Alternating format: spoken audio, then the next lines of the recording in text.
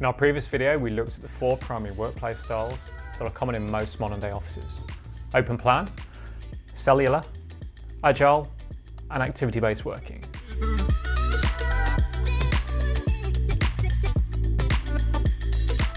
Hi, James here from This Office Design. Thanks for stopping by. Welcome to part 2 of the mini-series covering workplace styles. Today we're going to dive a little deeper into 2 of those styles, open plan and cellular. Now these are 2 of the more traditional workplace concepts, but they're still very much relevant in the modern workplace, but they're pretty much polar opposite in their look and their performance. I've chosen to use the same office floor plate for both designs, as this makes it a lot easier to compare how each style can be adapted. I'm going to take you through my thought process and also discuss some of the design principles that I use and how I arrived at each design. So let's get to it.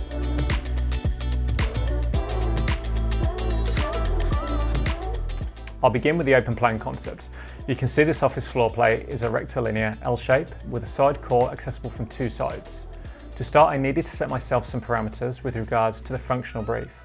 I wanted a secure reception, a large boardroom, a central breakout close to reception, smaller internal meeting rooms, and open plan workstations.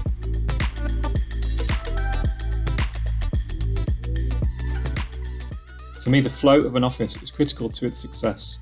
People need to be able to move freely and easily with minimal impact to their colleagues. I also wanted to create a more interesting space out of a fairly mundane floor plate, which is why I introduced a 25-degree angle that would form the foundation of my design and flow of the space.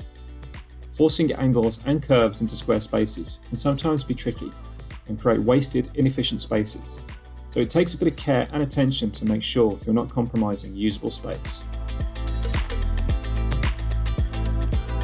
I usually start by planning the open plan workstations. It's good practice to provide the best natural daylight to staff who will be sat at their workstations for up to 8 hours a day. So I've located workstations along the perimeter glazing, where typically the best natural light will penetrate around 5 meters into the floor plate. Workstations are set 1800mm apart, desk edge to desk edge. This again is good practice to allow sufficient space between back-to-back chairs. And I've assigned corner spots to managers so they can retain a level of privacy throughout the day and also to lower the need to constantly use meeting rooms. I've also introduced the angle concept to the inner part of the open plan, which then flows into built elements such as meeting rooms and utility spaces. I've laid the workstations out in a checkerboard style to maximise the space created by this concept. This is also a more interesting way to plan workstations, as it creates a better connection between desk pods. I've dropped storage at the end of desks for additional privacy along the main walkway, and some open plan meeting tables provide spaces for quick, informal catch-ups between teams. The breakout has been located central to the office, but also adjacent to the reception, so it can act as a buffer to the main office and also as a secondary informal meeting place for staff and visitors. The breakout consists of a high island bar, low cafe tables, and a banquette seat to provide some choice for staff to use throughout the day.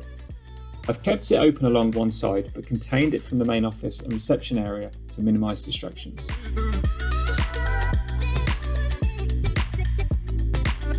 The reception is contained next to the main entrance door, and a sliding door to the right provides secure controlled access to the main office. The desk itself faces the main entrance, and some subtle curves are introduced to soften the angles. The large boardroom is located on the perimeter to take advantage of the best views, and adjacent to the reception for easy client access. I've also introduced another banquette seat here, so the room can flex up to take more occupants for those larger meetings.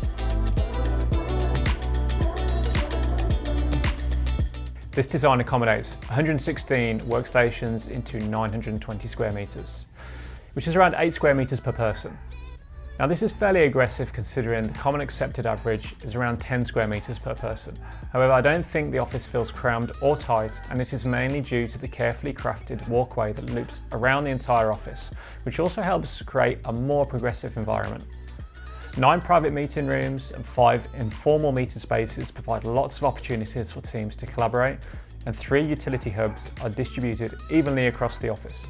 whilst the breakout located close to the reception provides an alternative meeting space for staff and visitors. Overall, this layout provides practical functionality with dynamic design elements for a nicely balanced, open plan office environment.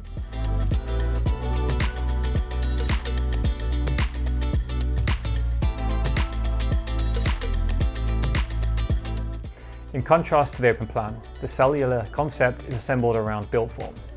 However, many of the same good design practice principles still apply. So I've also set myself some parameters with this design.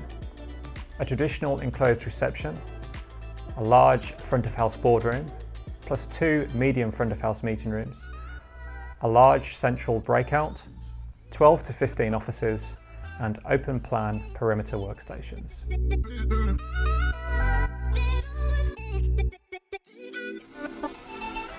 The workstations are still located along the perimeter for this design, and the offices are located within the centre of the floor plate so that natural daylight can filtrate into the space.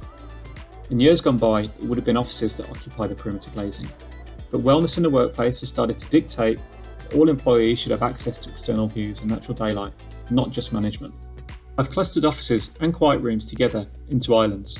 This is a more efficient use of space and a more cost-effective way to build, as rooms share 1 or 2 partitions in their construction. I've also used the position of these rooms to hide the columns. People often get quite animated when they see columns in an office space. I always try to not let them get in the way of my design. The less attention you give them, generally, the better the end result.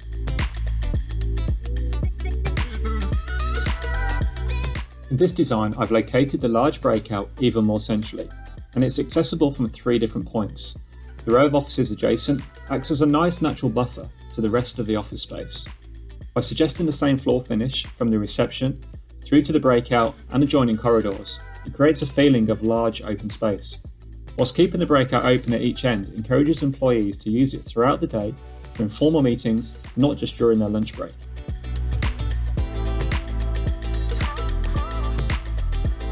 Similar to the open plan concept, I've located the boardroom off the reception along the window with the best views, but I've also added 2 more 8-person meeting rooms in the front of house area.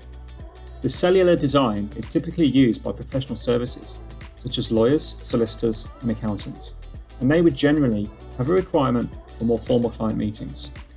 In the adjacent corner is the executive office.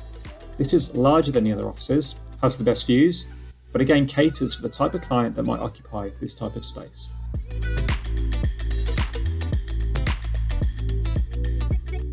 So this cellular design accommodates 72 workstations across the open plan and the 14 private offices, which is around 12 square meters per person. Obviously, the more rooms that are built, the less workstations that can be squeezed in. These numbers could easily be ramped up, but I wanted to show a nice space for the breakout to make the design feel open, even though it is full of offices. This layout proves that straight lines don't have to be boring, and providing access to the breakout at 3 points engenders a very sociable environment. The positioning of the offices make it possible to break the office down into 3 or 4 team spaces, and 10 meeting rooms offer plenty of private rooms for a mix of activities. Again, this layout provides a practical solution to ensure the space is used efficiently, but by offering multiple walkways, the office feels interesting and considered. So hopefully that provides a good insight how 2 very different workplace styles can both work really well in the same office space. Remember, if you're planning to design your own office, apply these following planning principles, regardless of the type of workplace style you choose. Set your design brief parameters. Keep the perimeter windows free to let light in. Group rooms together for efficiency. Consider how your office will flow from the outset. And create dynamic spaces. If you have any questions around anything we've been through today, please get in touch or leave a comment below. I'd love to hear from you. Join us next time for the final part in this mini-series, where we'll look at some of the more contemporary workplace styles, agile working and activity-based working. Thanks for watching. I hope this inspires.